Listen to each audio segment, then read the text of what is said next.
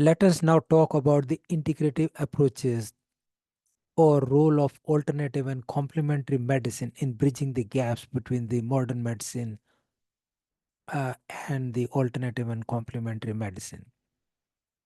In fact, there are so many chronic diseases which are incurable in the modern medicine, and these gaps or limitations in modern medicine in curing the chronic diseases have spurred the interest in the alternative and complementary medicine as adjunctive or supportive therapies.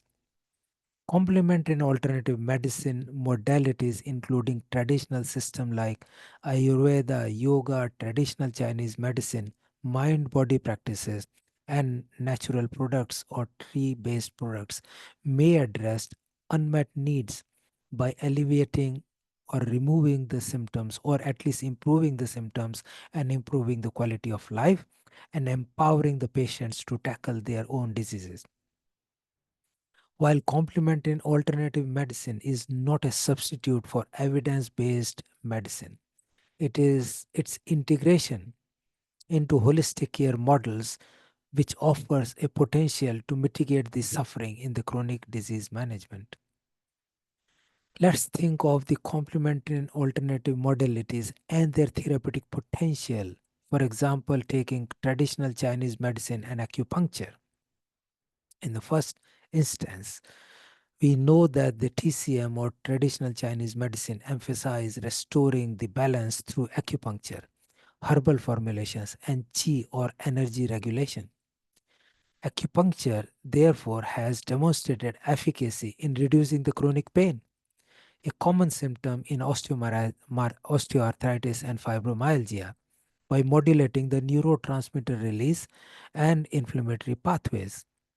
Similarly, herbs like Triterigum wilfondii show anti-inflammatory effects in rheumatoid arthritis compared to conventional immunosuppressant and have fewer side effects. Let's think of Ayurveda and herbal medicine, which employ personalized herbal regimes and dietary modifications and detoxification like panchkarma to manage chronic conditions. Curcumin is a compound in turmeric and that exhibits antioxidant and anti-inflammatory properties, improving the symptoms in inflammatory bowel disease and depression. Ashwagandha or Vitania Vitania somnifera has shown a big promise in reducing cortisol level, and in anxiety patients the chronic stress is reduced with use of ashwagandha, and many people are buying it in market to help the anxiety and depression and many other mental health conditions. Mind body practices like yoga, meditation, and Tai Chi address the psychological burden in chronic illness by reducing the stress and improving the emotional resilience. Mindfulness based stress reduction or MBSR program lower depression scores in cancer survivors and improve the pain tolerance in fibromyalgia patients. Yoga's combination of physical postures, breathwork, and meditation also improve the mobility in multiple sclerosis and also reduce the hypertension. Dietary supplements or nutraceuticals like omega 3 fatty acids, probiotics, and vitamin D supplements are increasingly used to manage the autoimmune and metabolic disorders. Omega 3 modulate the inflammatory cytokines in rheumatoid arthritis, while probiotics restore gut microbiota or microflora balance in the irritable bowel syndrome. Vitamin D supplementation correlates with the reduced relapse rates in multiple sclerosis. Manual therapies like chiropractic adjustments and osteopathic manipulative treatments also improve the musculoskeletal pain and functional limitations in chronic low back pain and osteoarthritis.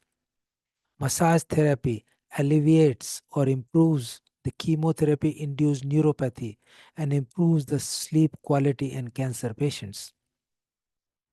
Energy therapies like Reiki and Qigong, although less evidence supported, but are reported by patients to reduce the fatigue and improve the emotional well-being in chronic fatigue syndrome and cancer. Let us think of mechanism of action and synergy with conventional medicine of these complementary and alternative medicine.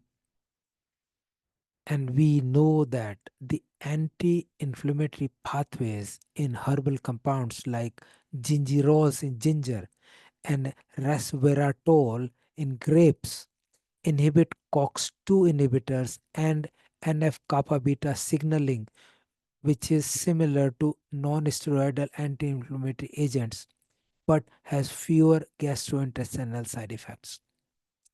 Neuroendocrine modulation in meditation and yoga lower cortisol and adrenaline levels, counteracting the chronic stress that make the autoimmune and cardiovascular disease worse. Microbiome regulation with probiotics and prebiotics improve the gut barrier function and reduce the systemic inflammation in the metabolic syndromes. Integrating the complementary and alternative medicine with the conventional treatment can therefore create synergistic effects. For example, acupuncture combined with physiotherapy improves mobility in stroke rehabilitation, and that is better than either of the modality alone. We know there is a lot of benefit of using the complementary and alternative medicine with modern medicine. However, there are some challenges and limitations. The first one is evidence gap and standardization. Many complementary and alternative medicine therapies lack robust clinical trials, and herbal formulations may vary in their potency due to inconsistent cultivation and processing.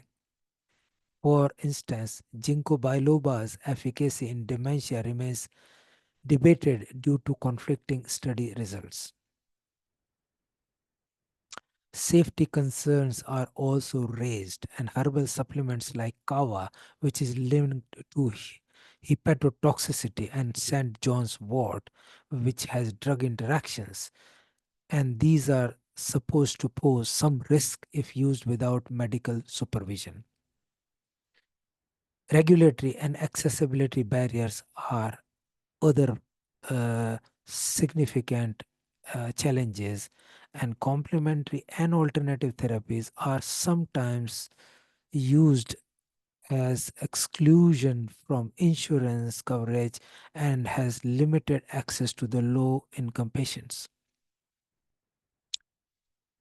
Path forward for integrative medicine is to maximize the complementary and alternative medicine's potential, and healthcare system must adopt integrative models that combine the evidence-based complementary and alternative medicines with the conventional care, and that include research prioritization with large-scale trials to validate the efficacy of complementary and alternative medicine. And there is suggestion of the NIH National Center for Complementary and Integrative Health to support funding and resources for this purpose. Also, education and training of clinicians to counsel the patients in safe use of the complementary and alternative medicine is required. Also, policy advocacy for insurance reimbursement of the complementary and alternative therapies with proven benefits will be helpful. We can say that while complementary and alternative medicine cannot cure chronic diseases, its focus on holistic well being, symptom relief, and patient empowerment addresses critical gaps in the modern medicine. Collaborative, evidence driven integration of the complementary and alternative medicine into mainstream care may reduce the multidimensional burden of the chronic disease and improve the patient care.